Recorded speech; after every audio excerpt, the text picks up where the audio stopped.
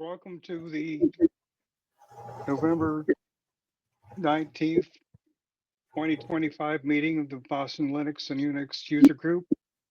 We have Federico Luciferi presenting all your keyboards are belong to us. Go ahead, Federico. Thanks, Jerry. Okay, so this is my DEF CON presentation from August. So it's a nice change of pattern that instead of being the guinea pigs of the unfinished talk, this time you're seeing the finished talk after multiple rehearsals. So it's more polished than you usually see a new talk. So I hope you like it. Let's see. So I think most of you know me, but just for the sake of introduction, I had the privilege of spending my entire career in free and open source software. I was the product management director for Ceph at Red Hat. I'm doing the same thing at IBM now.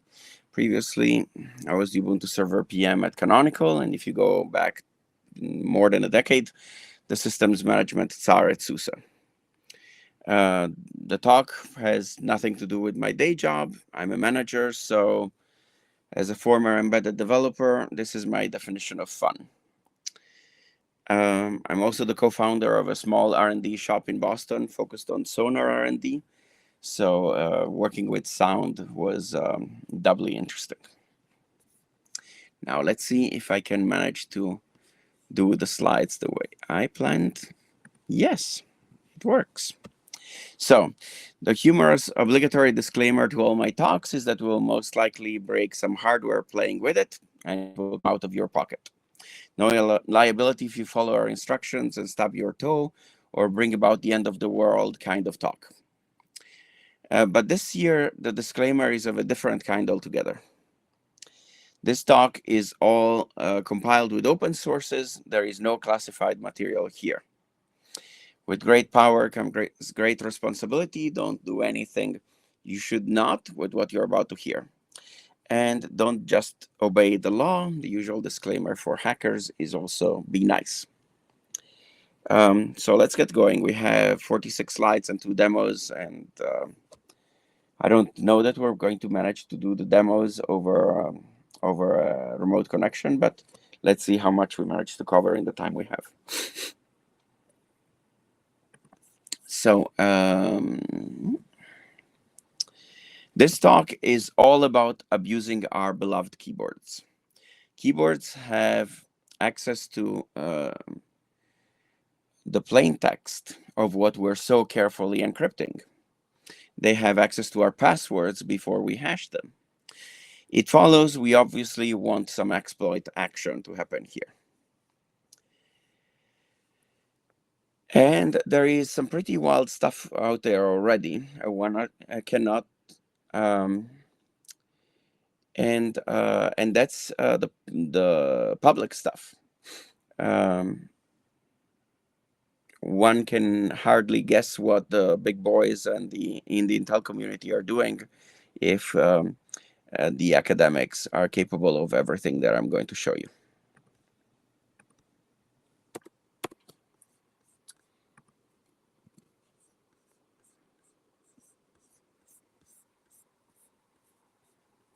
Whoopsie. There we go. Sorry, I'm having some trouble with the slide scrolling. So let's start with something light. Eric Hasseltine, interesting career, trained in neurology, became a Disney Imagineering executive, then was recruited by General Hayden to run the NSA's R&D department. An original career trajectory if I ever saw one. So the first movie connection is Disney, but there is another point here.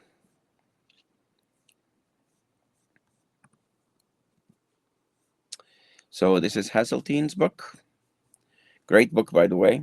Absolutely an enjoyable read if you're into tech and espionage. His book details the discovery of the IBM Selectric implant in typewriters in US embassies in the Eastern Bloc, among other stories.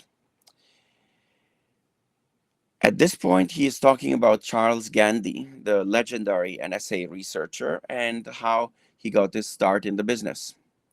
Spoiler, it's the movies. So let me read it for you again. Um,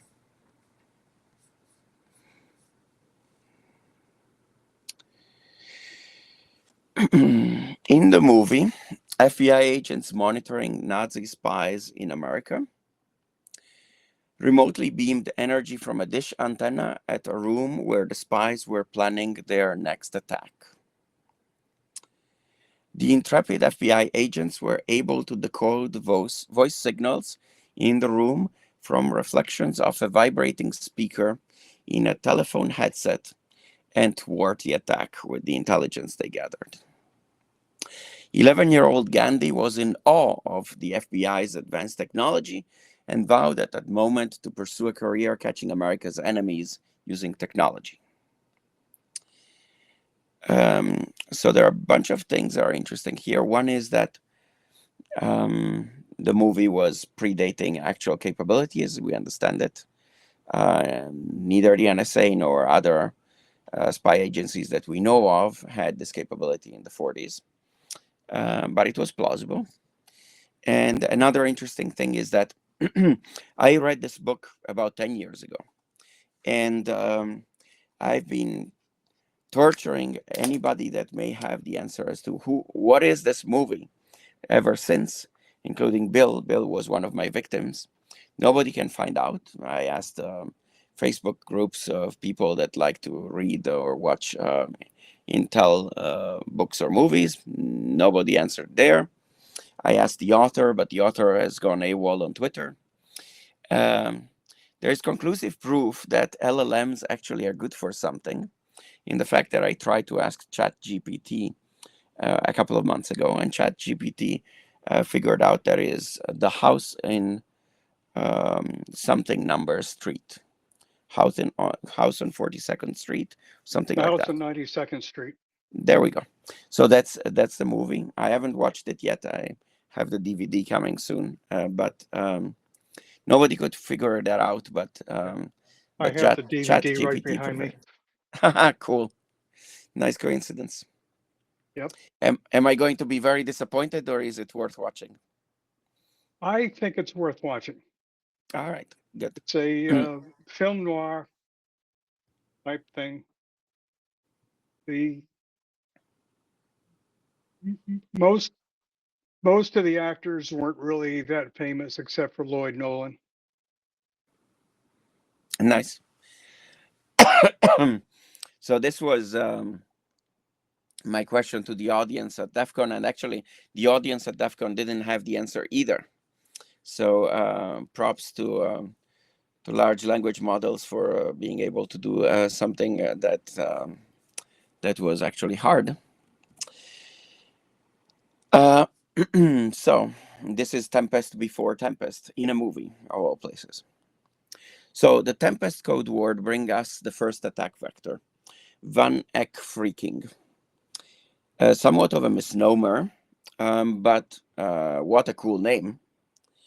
A Dutch researcher, Wim van Eck, opened Pandora's box on EM signal emissions with his 1985 paper. Published what SIGINT professionals had known since the 1940s, but kept classified.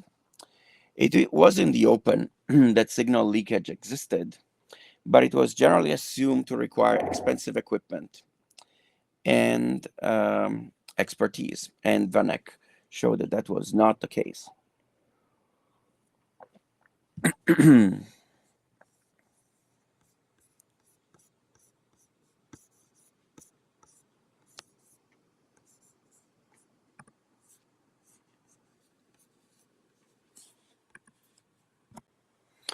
In Van Eck's attack, he exploits the emanation of unshielded CRT screens containing frequency components in the UHF band. Monitor synchronization pulses are missing and have to be recreated by an attacker with those $15 of hardware that he spent on the project. Voila! He can display the resulting feed on a TV. from hundreds of meters away up to 1 kilometer. And then people freak out about this, as they are prone to do it just about every 20 years, I find. Then they forget, and the next generation does the same.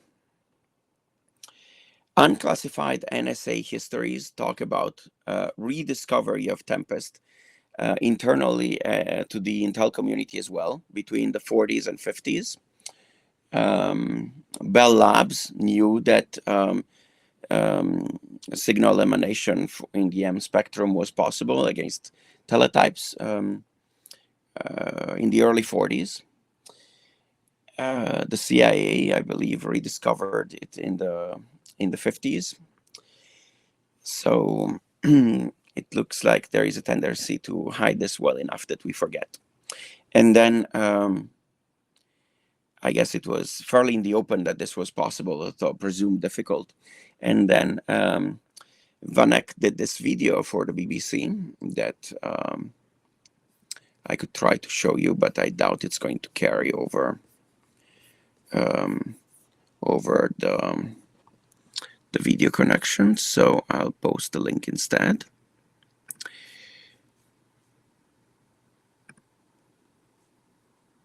Let's try let's see if Jitsi can be so impressive. But can you hear any of this?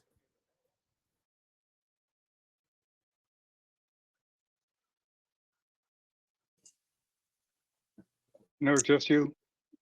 Okay, so no, that won't work. And generally, re-encoding video or audio over a streaming thing doesn't work. So let's do it different way. Where's the link?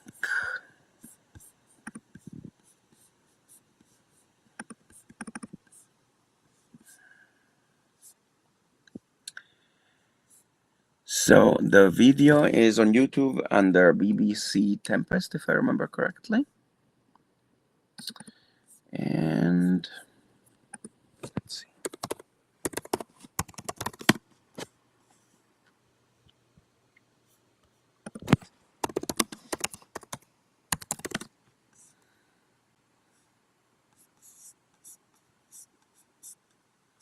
There it is.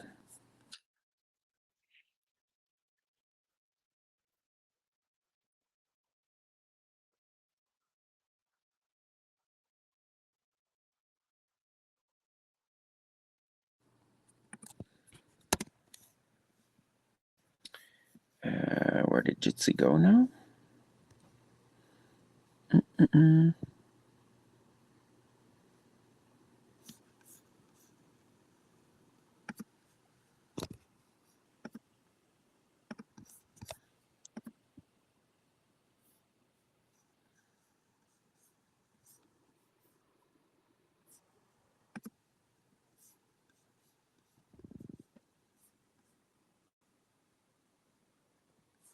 Huh, okay.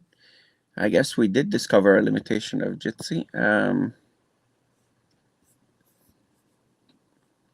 Can you guys still hear me? Yes, and I was seeing Mr. Van Eck until just a moment ago. Okay, good. Now, for me, to switch to some kind of like landscape with some kind of grassy hill, and they have two icons at the top that look like two different tabs. Yeah, because I stopped the sharing because I just noticed that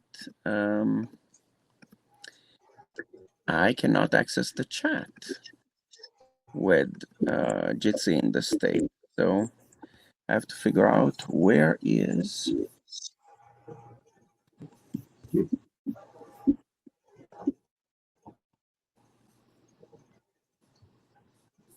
It's hiding in the taskbar. Okay.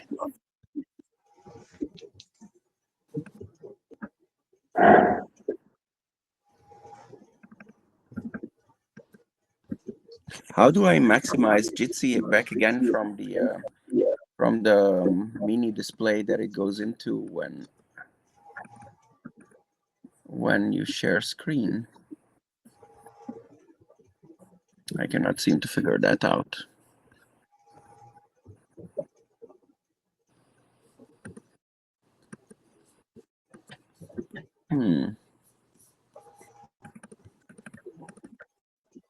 Double clicking doesn't do it. And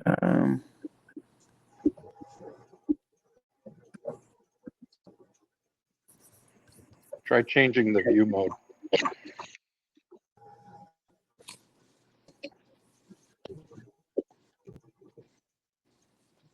right, but I don't know what the view mode. I know where the view mode selector is in the usual Jitsi screen. I don't know where it is in this teeny tiny screen I have now. What am I missing? It's not in the task switcher.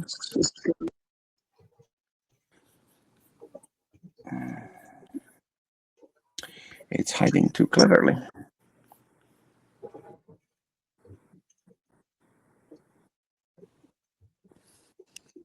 Oh, okay. I got it. Sorry. Problem is with the operator, as usual. Okay, that's the BBC video. And there we go. Yeah, right. I need to reinitiate the sharing.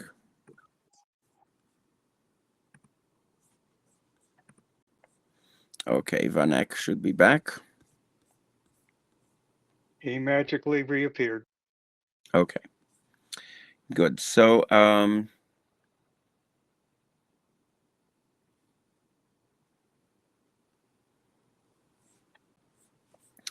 the video is like 5 minutes, and essentially is this BBC presenter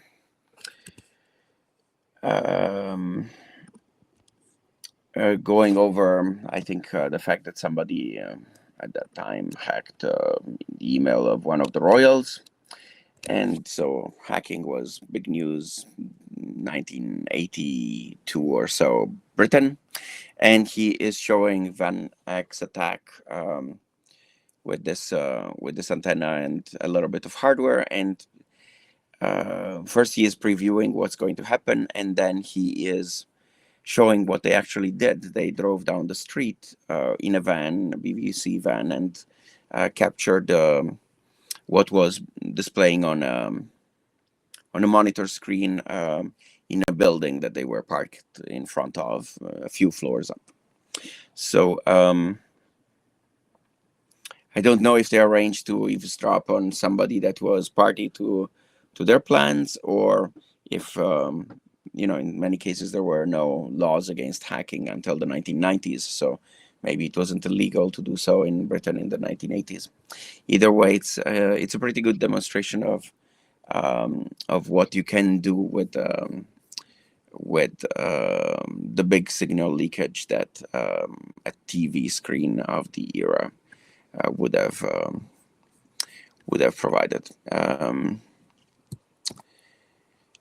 Here is his setup in the van. It's a decent introduction to the concept, very approachable. So they drive this van down the street, and then, as one does, they read a letter that some unknown gentleman is writing up on the 8th floor of that building.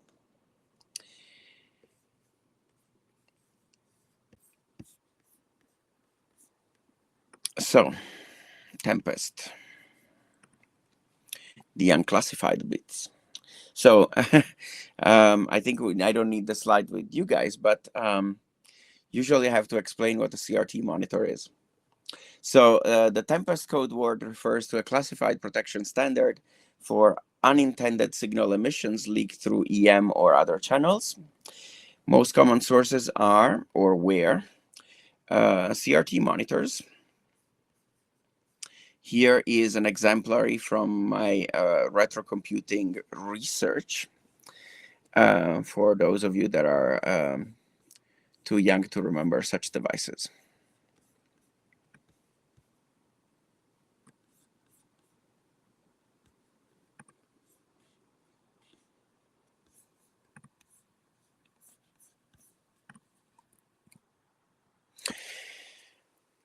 That much we know because the code word definition itself has been declassified in 2008. Much of it is blanked out, but a few interesting things were disclosed. Discovered in 1943 at Bell Labs, reading an encrypting machine from across the street. It was rediscovered in 1951 by the CIA. Strategies for mitigation include shielding, filtering, and masking. So shielding would be placing a Faraday cage around the source of emissions, so a mesh or other metallic material, the appropriate cell size to intercept the frequencies that you don't want to go out. Filtering would be attempting to not generate these emissions in the first place. And masking instead refers to making a lot of noise in the spectrum so that hopefully the noise that you're making masks out the good signal. The eventual resolution in the early days was to instructing facilities handling classified material to control a zone of 200 feet in all directions around the station, controlling this classified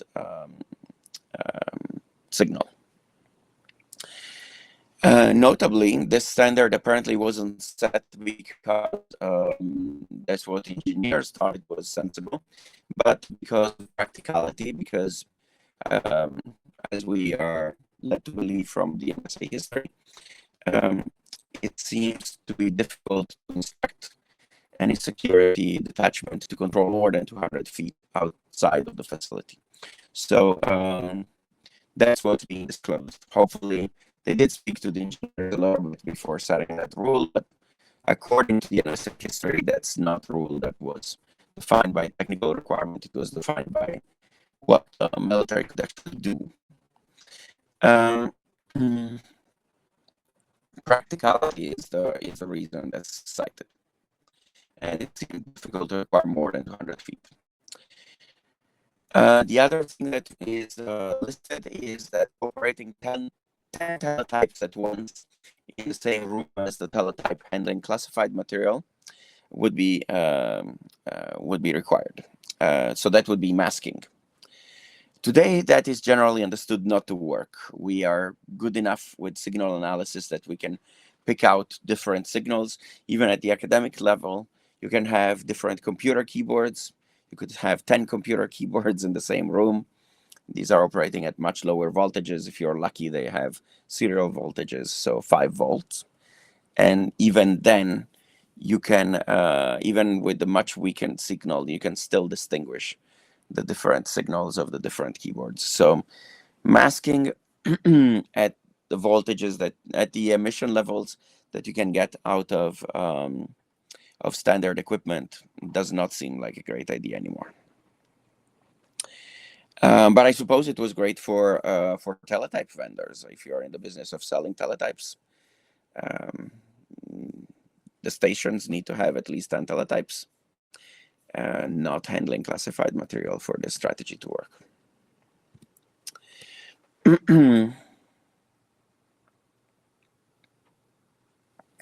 Another bit the declassified memo discloses is the red-black separation requirement, illustrated here by another good book, Peter Wright's MI5 memoir.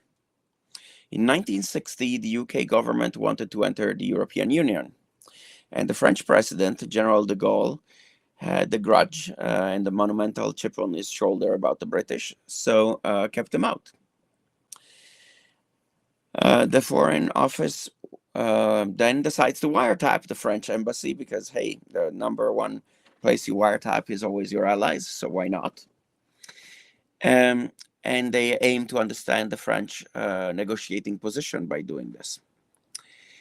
And as they examine the ciphertext coming out of this wiretap, it's a phone line that they wiretap to, that the teletype is operating on.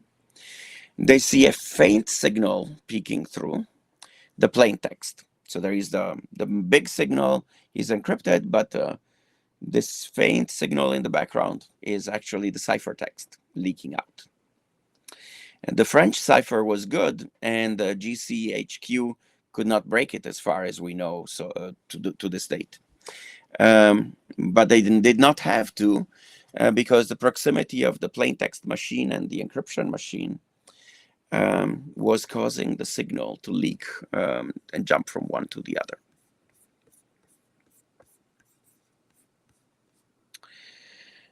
And then out to the outside line. Hence, red-black rules. Rules to keep the clear text away from the equipment that may, intentionally or not in any case, as in this case, unintentionally pick up the signal. By the way, since I brought up the story, it did no good to the UK's case to join the EU. De Gaulle kept them out until his death, and the negotiation in 1963 failed. The UK could only join the EU a decade later in the 1970s to now leave because the world is a strange place. But then they wanted in.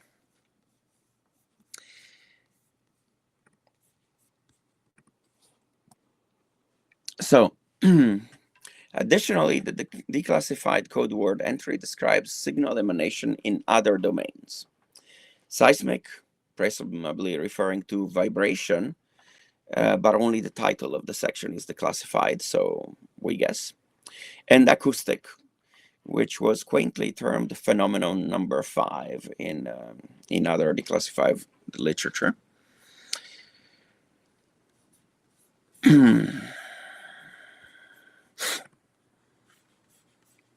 So here is another target.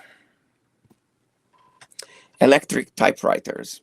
This is from the mini museum in my IBM office in Lowell. Obviously, we have the EM emanation problem with an old electric typewriter. But the interesting bit is the sound emanation.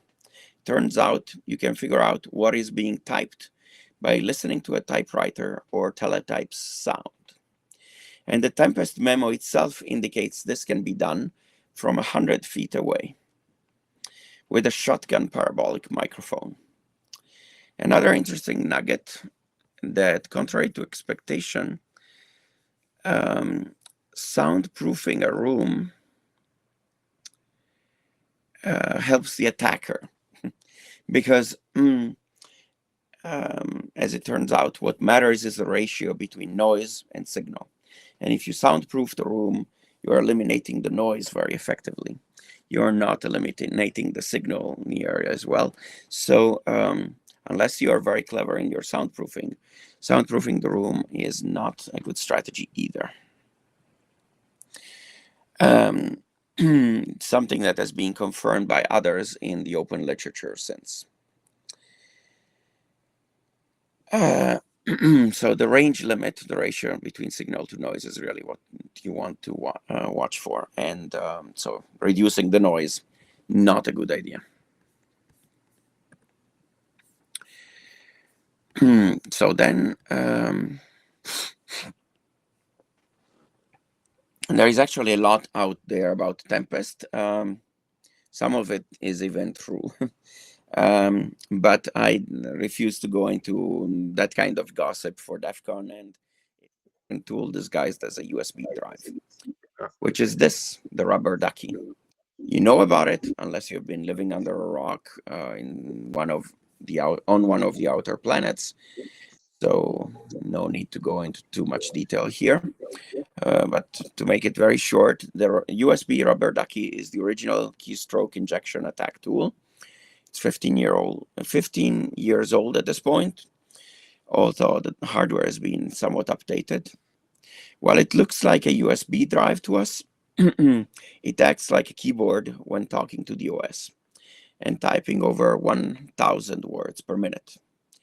Specially crafted payloads written in a custom scripting language mimic a trusted human while entering keystrokes at superhuman speed.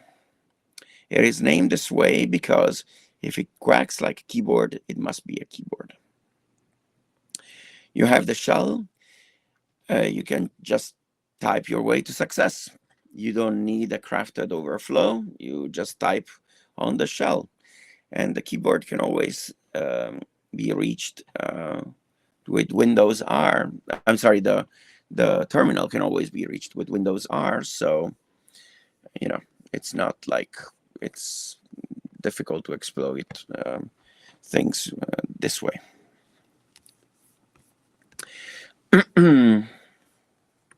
The duck name comes from the fact that if it looks like a storage device, then it should, you know, if it looks like one, it quacks like one.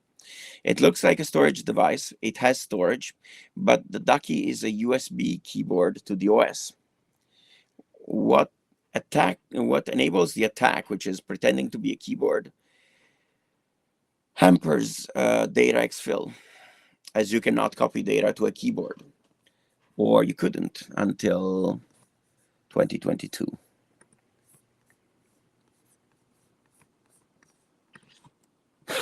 To reduce the price of PC keyboards, IBM delegated the management of the caps, state, and lights to the host machine, giving us a side channel keyboards, or rather the ducky, can now use to exfiltrate data to its internal storage. A side channel 4 decades in the making, literally. Keystroke reflection relies only on caps lock, num lock, and scroll lock to establish a data transfer path back in the reverse direction to the keyboard. And this is something that a rubber ducky can now do out of the box. No need to connect to IRC servers on the far side of the moon to exfiltrate data any longer. Unless you want to, there is. But wait, there is more.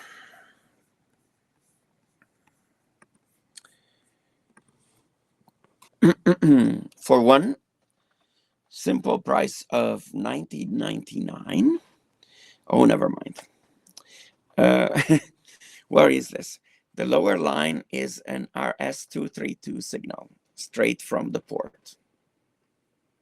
The bottom one is the signal read by Lafrey and Umpress, looking at the brightness variation on a modem's TX LED.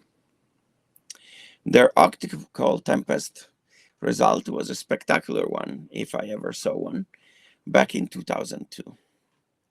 Modems are obviously a thing of the past, but you could read the transmission from across the room and likely across the street with some tweaking, or a small telescope or something like that.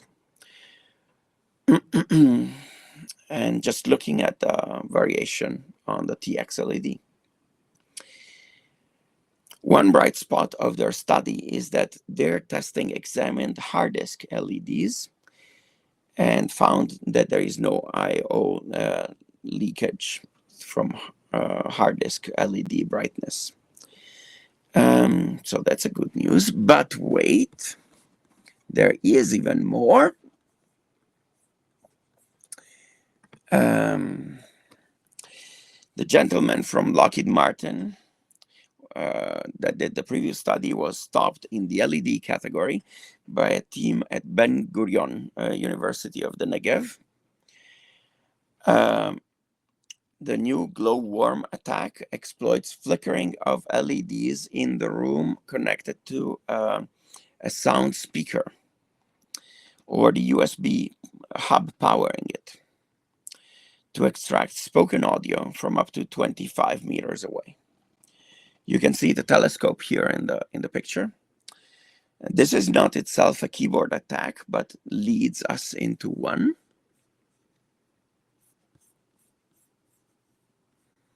This is a much more recent attack, 2023. It used to be that the joke was don't drink and drive, and now it's don't Skype and type. A team led by a researcher at the University of Rome La Sapienza demonstrated what Kuhn hypothesized and Asunov demonstrated as a possibility. The audio emanation of a keyboard can be exploited over a phone call, or as it turns out, a voice over IP call. I must say, I like how their code is laid out. It's not the usual R&D complete mess. It shows a little computer science thinking for once. If you type in Skype, what you typed can be recovered with top 5 guessing 91.7% of the time, according to their paper. But we need to know something to tune this model, something about your typing style and your keyboard, which leads us back to the classic Asonov and Agarwal study.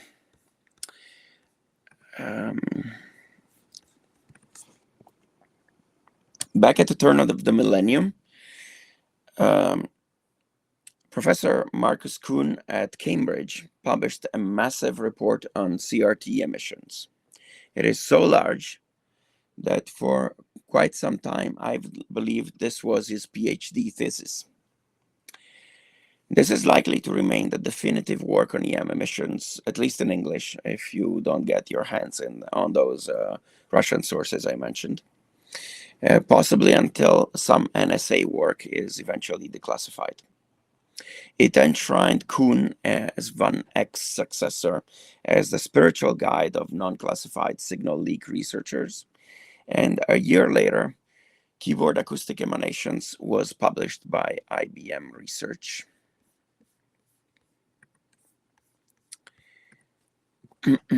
Which is the Asonov and Agarwal study that I was referring to. Asonov and Agarwal systematically studied the problem and wrote a meticulously detailed paper answering many core questions. In their attack, a microphone is placed near a keyboard, starting half a meter away, and then they continue all the way to 15 meters away. Sound is sampled with a standard sound card of the period at 44.1 kilohertz. They don't really say, but that smells like a sound blaster to me. A neural network is trained to classify a labeled training set of 100 samples per key and tested on a second set. In a 2-key test, distinguishing between the keys K and L on a QWERTY keyboard, the system performed flawlessly. The model scored 20 out of 20 attempts and averaged 95% confidence in longer tests. There are no false entries, by the way, in the test above, even in the 95% confidence. It's either right or uncertain. It's not confusing between the two.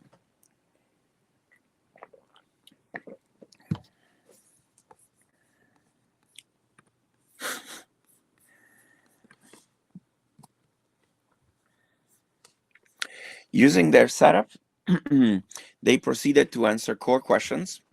Will distance matter? They tried up to 15 meters away with no decrease in recognition quality. They placed the microphone behind the typist to see if the body interfered in some kind of masking. And that didn't help either. In another test with 30 keys and 300 tests, the model guessed correctly 79% of the time, rising to 88% when you consider the top 3 guesses as the valid set.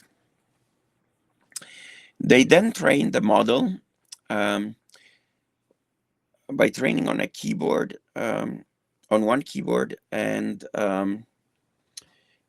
testing on another unit, same model of keyboard, but different unit, to see if that would make a difference. Oh, I'm sorry. I'm mistaken. So they trained the model with one model of keyboard, and they tested with a different model of keyboard, not a different unit, but a different design of keyboard. The recovery of text was poor, but the model still yielded significant entropy reduction, potentially an issue for passwords. In yet another test, the typist applied variable force in striking the keys. So before they tried to be consistent, they had a smooth typist. And now the typist is going from smoothly typing to playing the piano, so to speak. The fixed model that they trained on the original set floundered with this variable strength typing. But then they trained a new model on the variable typist, and the variable typist could work both this new set and the old model of the consistent typing. So I guess we should train with variable force. So they continue to systematically rule out ways that you could mess up the attack. And they occasionally rule a few things in too. In yet another test, they subjected the variable force model to inputs from multiple typists who were free to type in any style they chose. The quality of classification was adversely affected, but only slightly, showing the applicability of a model trained by the attacker to a potential victim. Studying the average sound of individual keys, they narrow down the fact that the typist location on the keyboard of a given keyboard unit, not its model, nor the typist style, and not the keys themselves. They swapped the two keycaps and retested, and the keycaps didn't matter. The location that you were pressing on the keyboard mattered. So these are what the model is distinguishing. See the difference between two letters above. In a very real sense, it's like drumming, with the response changing depending on where on the drum you're striking. And you're drumming the plate of your keyboard. That's the model that they're giving us with their data.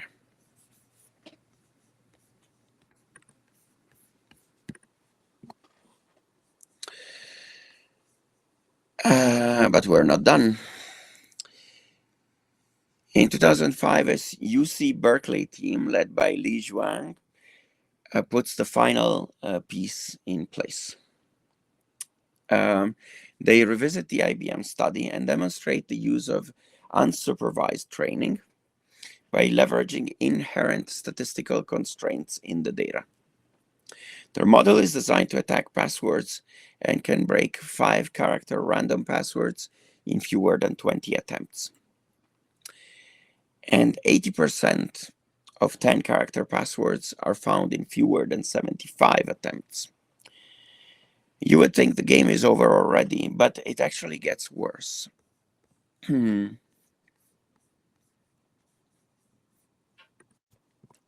2023, a team of UK researchers demonstrated 95% accuracy without use of a language model's constraints.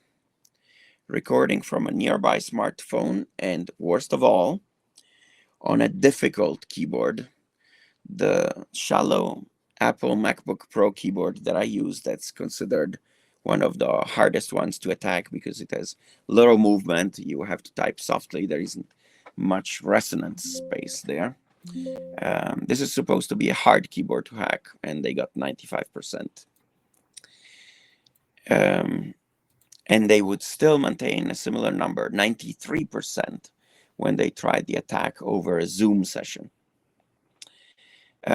So make your peace, like Katz says on the previous slide. Katz is the guy in that video game of all things belong, all your base belong to us, for those of you that are not in on the joke. So if I haven't completely crushed your soul yet, I have one more for you. It's the spy phone attack. A Georgia Tech team successfully attacked the audio emanations of a standard keyboard and retrieved 80% of the source text using accelerometer data no microphone that they sourced from a mobile phone with the setup above. Again, a low-profile keyboard, a hard target. What's notable here is that access to the accelerometer, excuse me, running out of voice. What's notable here is that access to the accelerometer is not privileged, unlike access to a microphone, which is what the previous team had used. To attack the accelerometer of a cell phone, you don't need a privilege escalation attack or permissions. You just need to have an app that's running on the phone. So an unprivileged application on the phone can now do it without root permission, so to speak, to access the microphone. So now text exfiltration can take place without compromising the phone's security. You just have to convince the user to install a Trojan application.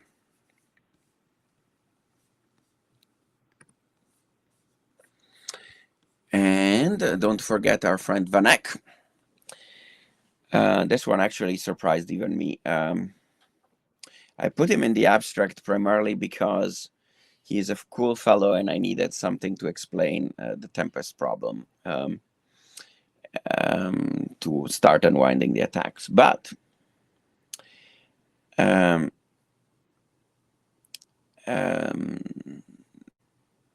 despite all the side channels that we have seen, I did not actually expect EM leaks from a keyboard to be large enough to attack the keyboard through EM. I thought that it was a thing for screens and teletypes, or obviously CRT monitors. They're gone, but were an easy target. But I was wrong, because to be fair, this was pretty obvious. I just didn't think hard enough. Keyboards used to be PS2. PS2 is serial, so serial voltage is 5 volts. I should have seen that coming. And it's there. Surprise. And it looks like this. In 2008, a team at EPFL in Lausanne, in Switzerland, retrieved 95% of the keystrokes on PS2 and USB keyboards up to 20 meters distant, even through walls. And you know, when they say even through walls in Switzerland, they are not wooden walls like we have in Massachusetts. So that is a significant detail.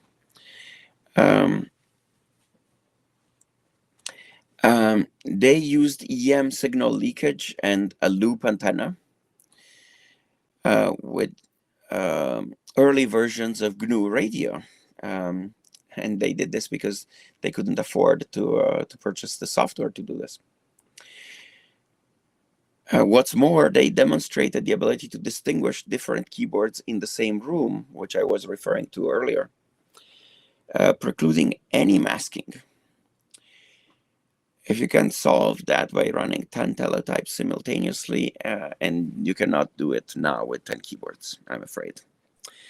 The figure above shows data, clock, and emanations at 5 meters of distance. This is also an interesting paper to look at if you want an excuse to learn GNU radio, and you're not a ham radio person or somebody that has a legitimate excuse to learn GNU radio. You can study their paper and get a primer on GNU radio for this interesting attack. Also, because many of these EM papers are written by EE majors, which are too much for the brain of us computer science people. I will point out that this is a nice primer for people that come to it without a full-blown EE background, which I will speak for myself, but I just can't. So it's a very nice introduction. Now that I have convinced you that the world is full of these uber smart adversaries and there is really no hope, that won't do. Let's look at good old-fashioned screw-ups. No, not the wireless keyboards with clear text communications of 20 years ago. That was just plain stupid. So let's not even go there. Hopefully those are not around anymore. No, while I was thinking about the keyboard leak EM example to show here, it was right in front of me, staring at me in the face, literally.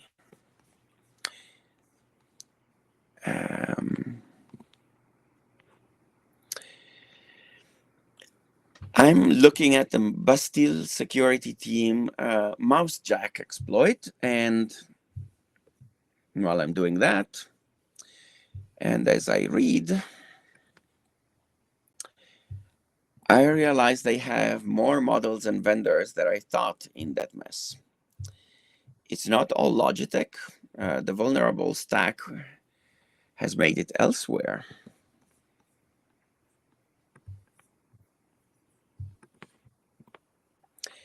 Including to my desk. Oh yes, pwned.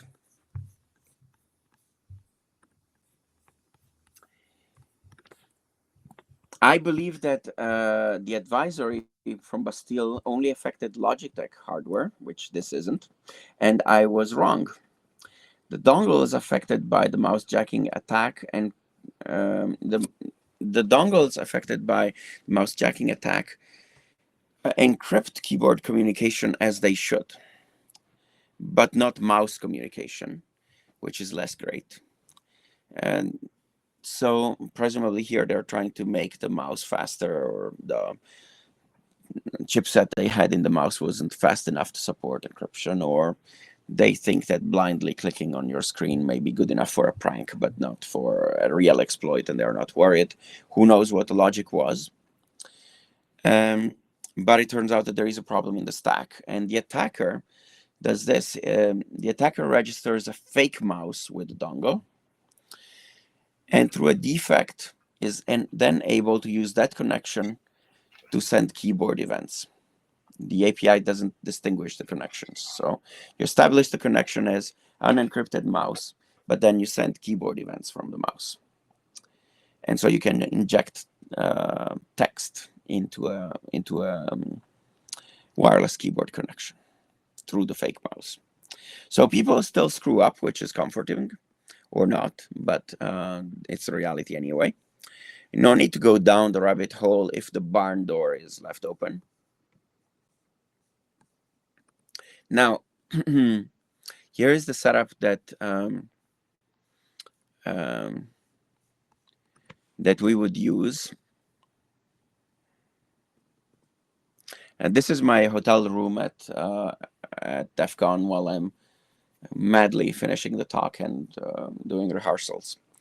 And while I'm doing this, I have this funny image that in the past there were reports of, for many years, there were reports of hackers leaving some crazy thing in their room, and the cleaning staff at the hotel being freaked out and calling the police saying, what's going on here? And causing all sort of incidents where we suppose legitimate researchers were harassed needlessly.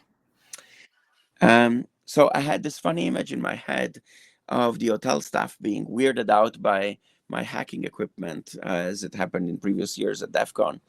And I pictured the cleaning crew thinking very little of me, with my room packed with 10 different keyboards. This must be the most boring hacker on the planet. And then on a second line of thought in the same line, I kind of think, wait a minute, they're also going to think that I'm a sociopath because all of these keyboards are clacky. And what sort of inconsiderate colleague will use such noisy keyboards in an office room? His colleagues must really hate his guts. So while I'm having these funny thoughts, I'm running this experiment.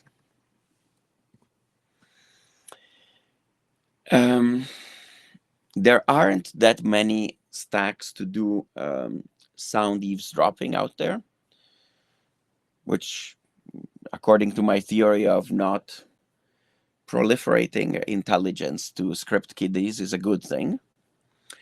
But Gennady Gergamov has posted to YouTube a tidy example of what you can do with sound emanations using a very minimal attack.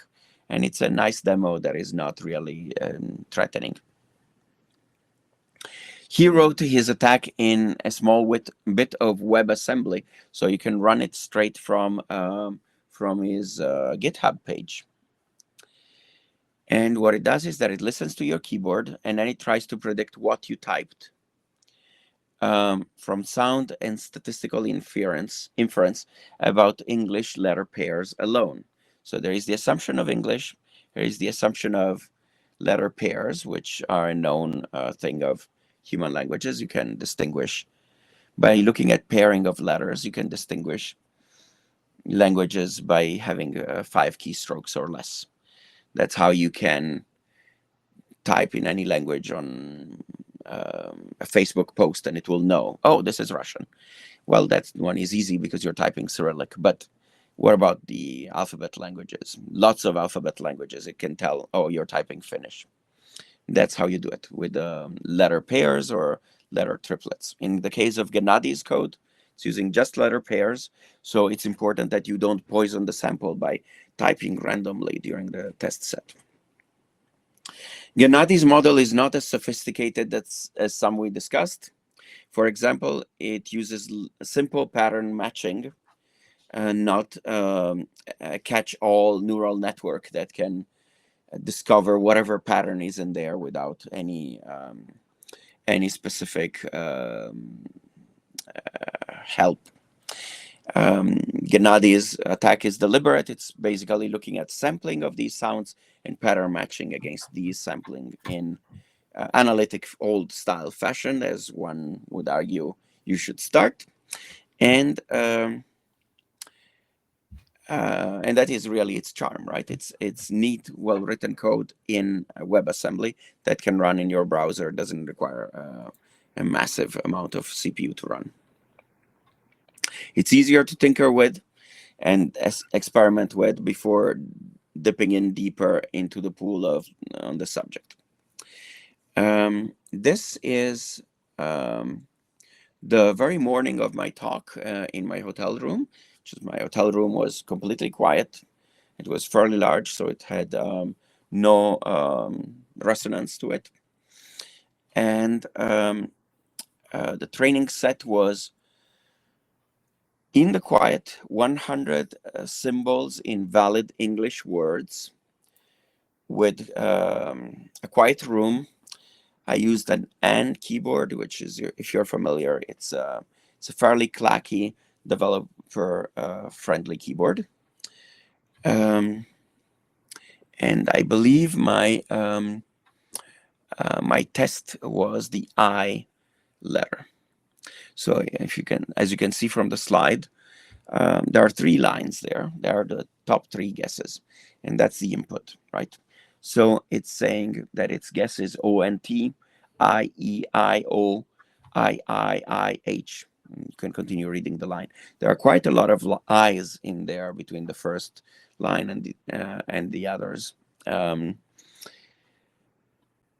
It's not perfect, but it's quite good. You are definitely putting a hole in the entropy of any password that may have been typed here. And this is the simplest model you can use. And granted, I used a microphone to get a good signal, but I don't think that you need to either be this close or have such a fancy microphone. I just did it to try to make it as good as possible, because I was trying to demo this in the actual DEF CON room where it wouldn't have been quiet.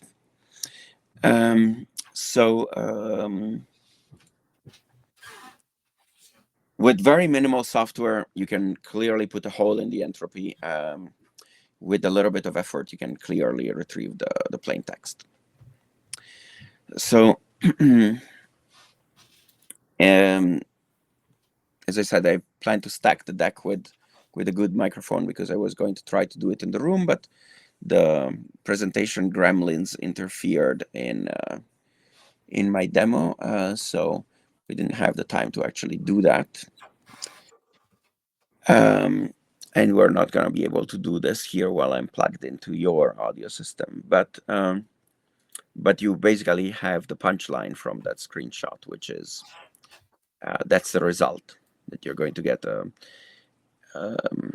about a third of the time it's going to guess the right letter. And this is even with the trivial model. Constraints for this are that I had to type very evenly because the WebAssembly code is not super fast. So if I type fast, it's possible that the sample for one key is getting oversampled by the next sampling routine. So I'm typing evenly and slowly. I cannot make any typos because I'm going to confuse the data set. Backspace is not handled. So essentially, I entered between 100 and 300 characters in valid English words to maintain statistical validity, made sure to make no typos, and that was what I did, and held my breath not to make noise on the background. Okay, and right, so the results were quite decent for such a simple attack. Then let's go back to the security aspect. It is a realistic possibility for an adversary of not even high sophistication, just medium sophistication, to tap your keyboard text in the clear before it is secured at rest or in flight with cryptography wrappers. It is even easier to degrade your password entropy. We pretty much have shown that is trivial. And the tools necessary for this attack are not widely available, which is why I'm saying medium sophistication, because the attacker would have to write the tools. Obviously, nation state has these tools already, or they can afford somebody to write them. But a medium sophistication adversary that can invest less than $1 million in writing code and testing code to develop this can do it. So you don't need to be facing the Intel community to get this done. What is out there is primarily research material, which is not directly usable for nefarious purposes. Not directly. So the script kits are not there yet. And as I like to point out, until successful security becomes commonplace at the network level, why would I bother to hack you locally when I can hack you remotely? So this is probably not the top vector that you should be securing. Your internet connection is where whatever intelligence agency in China is trying to collect anything that's on the internet or not on the internet is going to come in from. But after your network is secured, this is a plausible attack for someone that's targeting you directly and has a little bit of effort and time to offer.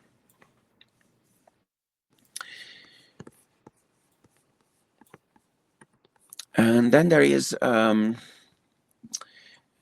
something that I didn't manage to discuss at DEF CON because of the audio video issues, we didn't have time to.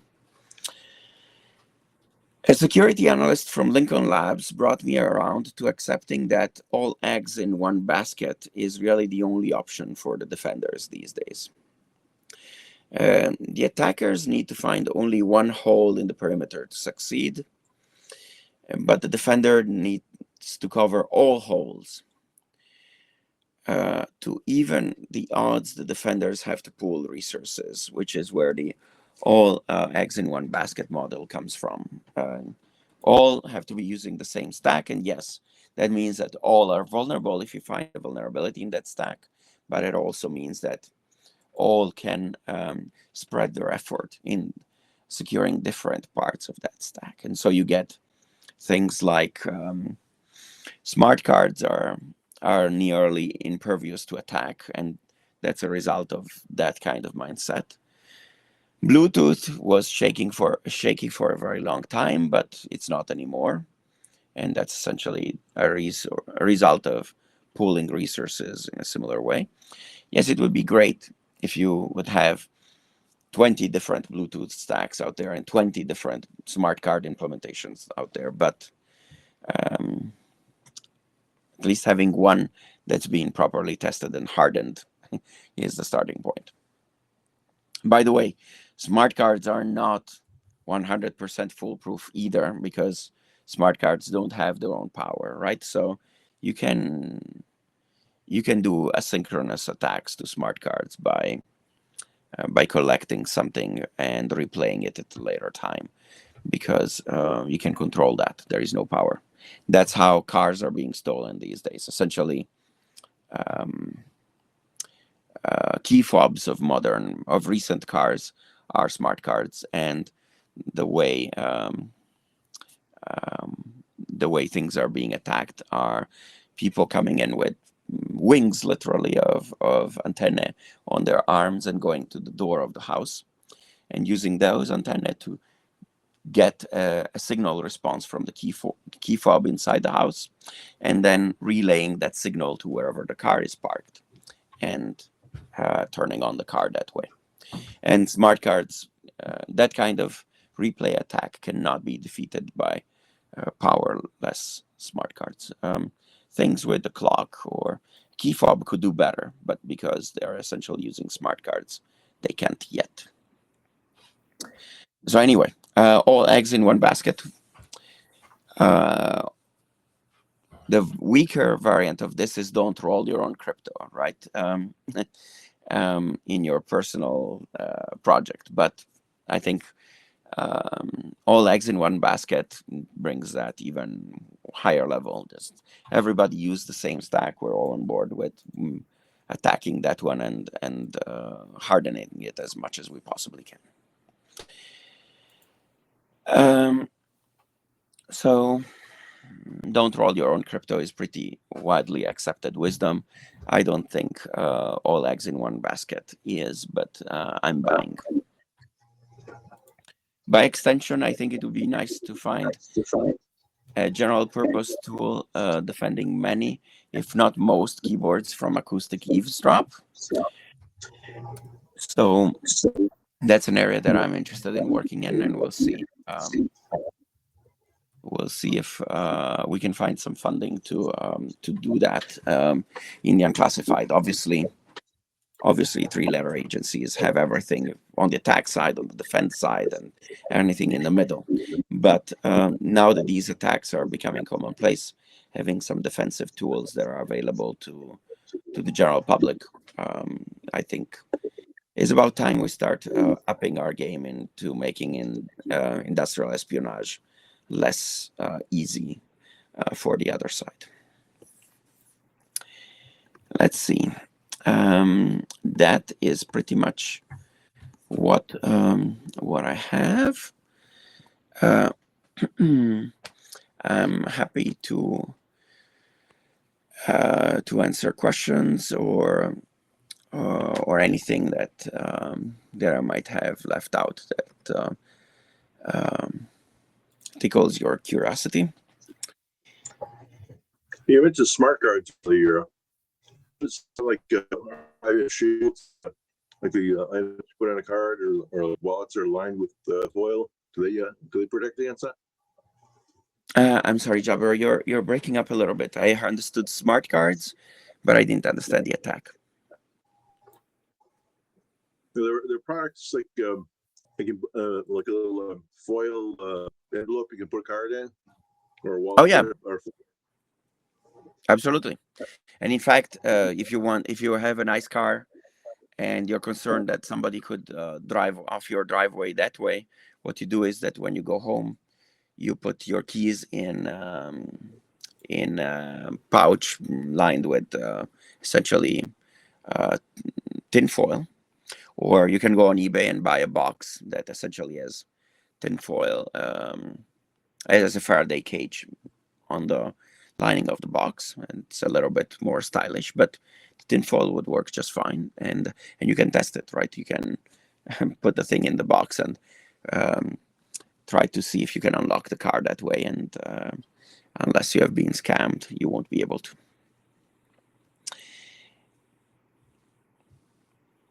So that, yeah, it's a essentially a replay attack, because there is no clock in the smart card, because it's a powerless device. It's infinitely vulnerable to replay, unless you put a clock in there, which I think the car key phobos. I haven't been keeping up with the car hacking saga, but I assume that, and that's probably what they did to harden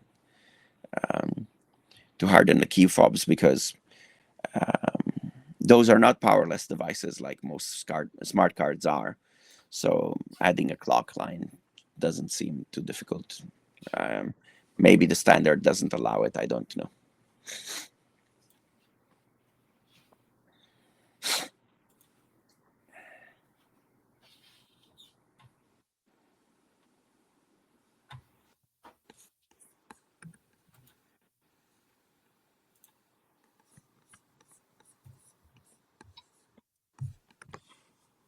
Federico, I thought that was very, very good. I didn't know a lot of that stuff. It's there is quite a lot of stuff that has come up into academic research in the last 20 years. When I last looked at what was in open sources 20 years ago, it wasn't nearly this much. There were some funny demos, like I remember that there was a Linux program around 2002, 2003. I remember it was even in Red Hat Enterprise Linux at some point, that was called Tempest for Eliza. And essentially what it would do is that it would play Beethoven's piece on using a CRT monitor. And if you tuned an FM radio to the right frequency, the FM radio would intercept the signal leakage from your monitor, and you would hear the song.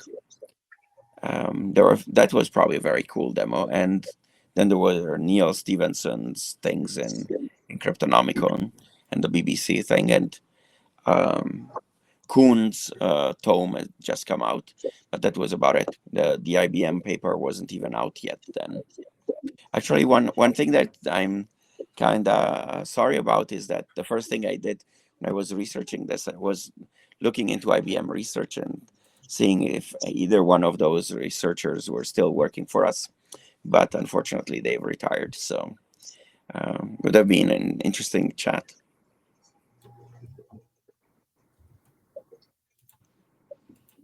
Oh, well, Federico, at the beginning of the meeting, when Jerry introduced you, he pronounced your last name Lucy Freddy. I always assumed it was Lucci Freddy. What's the correct pronunciation? You're right, Jabber. It's Lucci Freddy. But because chi is not an English sound, it's kind of a trick. It's a trick word.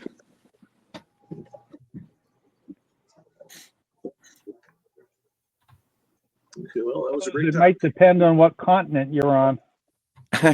Yes. Okay.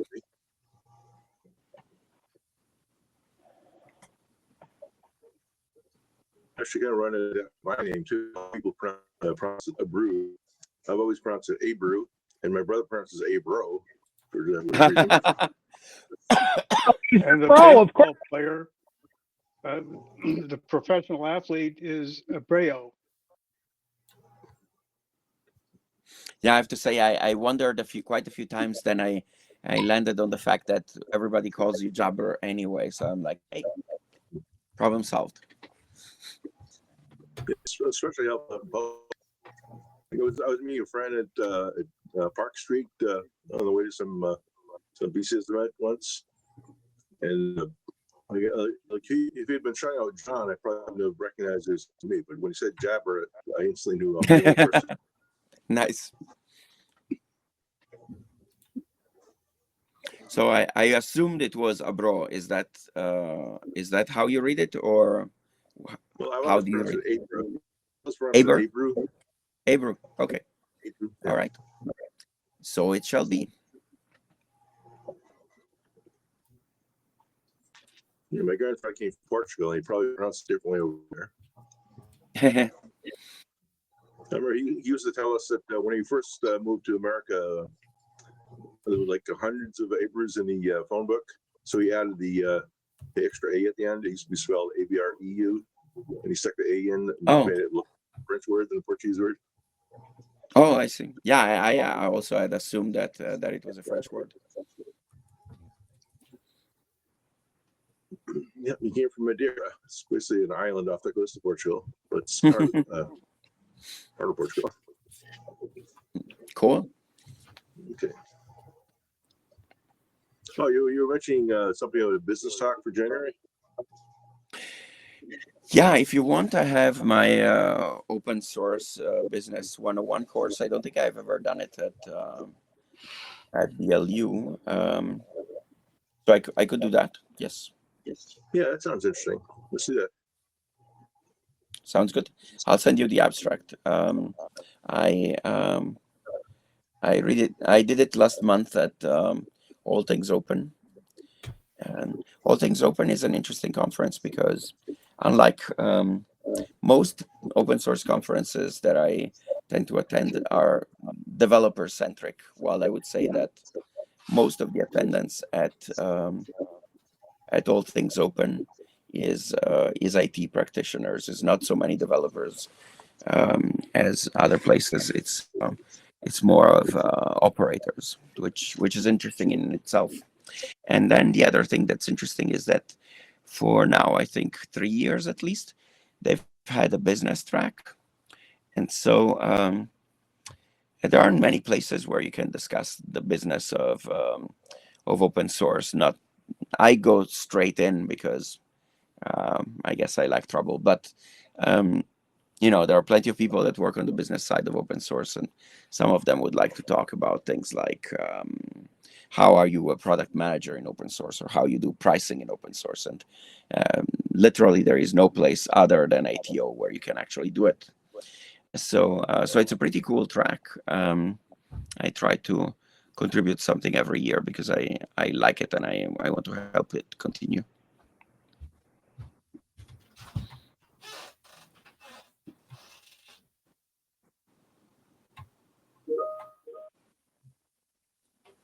So I'll send you the abstract for that. And it's too bad that it's January, because I was thinking if I do 3 talks in a year, it would be equaling the best that I've ever done. But January is going to be next year, so it's not going to be 3 in a year. Okay. But we're not here to break records. We're here to share something interesting. So. Yeah. Okay. When I get your abstract, I'll add it to the calendar. Sounds good. Oh, and Jerry pointed out something earlier that was kind of good. When I on Driftwood for the Jitsi recording, I didn't see the file from the beginning before we were disrupted. But Jerry pointed out that it was put in my home directory instead of in the directory where you always saved it. I never noticed it before, because in the past, I didn't even look at it until after it had saved in the Jitsi window. So apparently it moved Nice. the file left. So it's probably only missing like maybe 30, 45 seconds. However long it took me Okay. to. So when you find out what's that little bit, we can have a 15-minute call with just you and me, and we'll record a substitute for that gap. Oh, sure. It should be a lot less than 15 minutes. Oh, and just it takes 15 minutes to set up the whole thing, right? Unless we're really good. Just be sure you make a Rosemary Woods joke. Rosemary, what's that about? Before your time, Jabber, Watergate.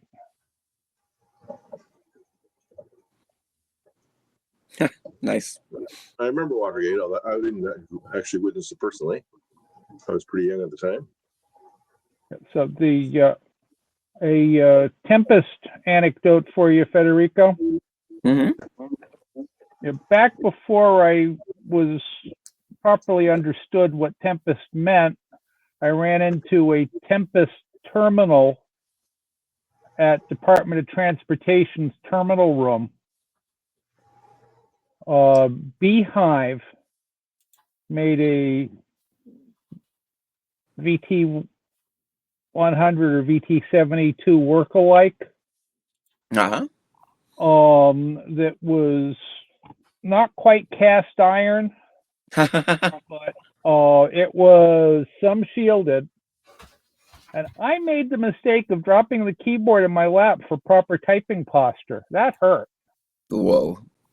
That Wow. was a heavier keyboard than an original keyboards. Boca Raton keyboard.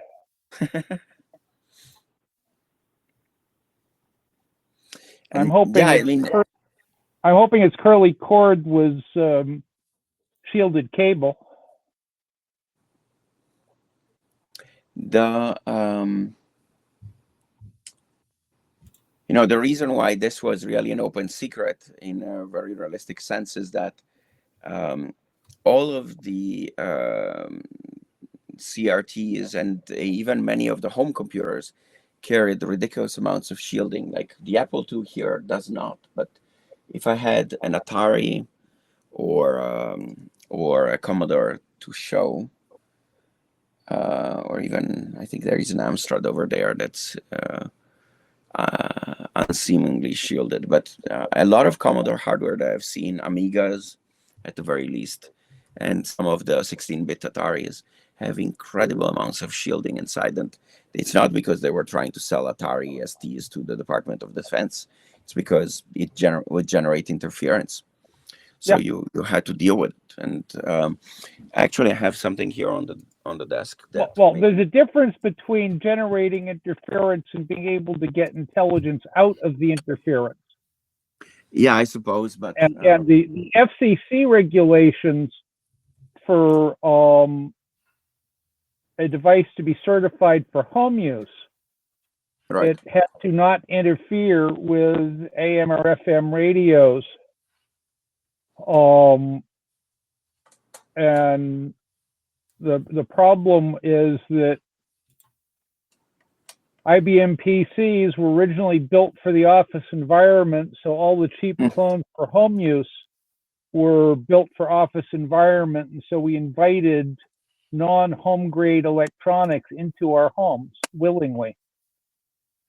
When I first moved into Norwood, I had my Apple II, and my next door neighbor in the apartment used to complain because I would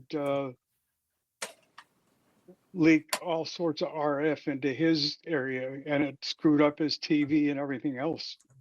It's not too strange. Like here, there is this thing that I acquired because this is an amber.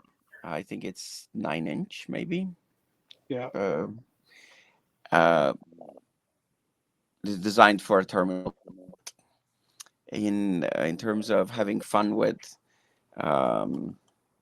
vintage electronics, I thought it would be fun to put an amber monochrome display into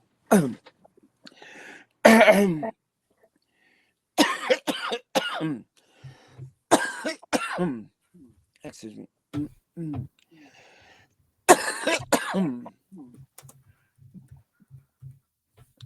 Into an Apple SE 30. We need to call 911.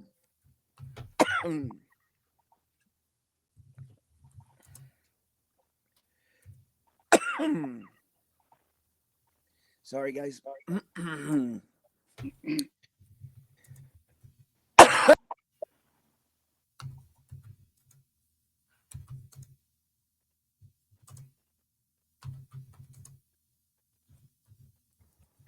Looks like I'm really running out of voice here.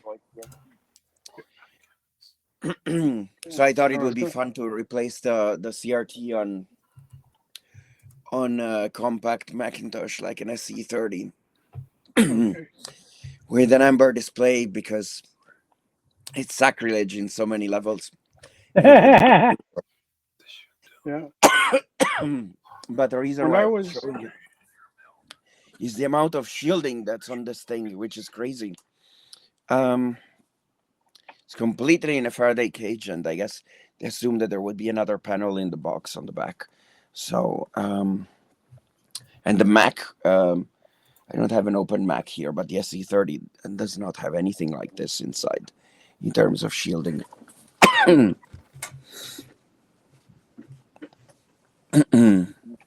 I was at Raytheon, we put some of our computers in the Sears Tower, and that was leaking an awful lot of RF, and that was causing a lot of trouble. We had to actually go back and shield our systems. Raytheon should have known that. But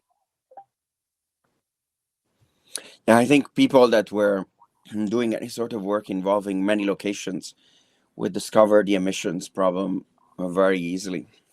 yeah, Obviously, they're also not intelligence agents. So, like Bill said, they don't need to go from interference to recovery. But anybody that's thinking about eavesdropping will make the leap. So the surprise really in the 80s was, oh, this is trivially easy. Van Eck didn't even use any kind of digital electronics, really. He just injected the sync signal into what he was getting off the air. So it was trivial for a CRT. Okay, so I think we're done for today.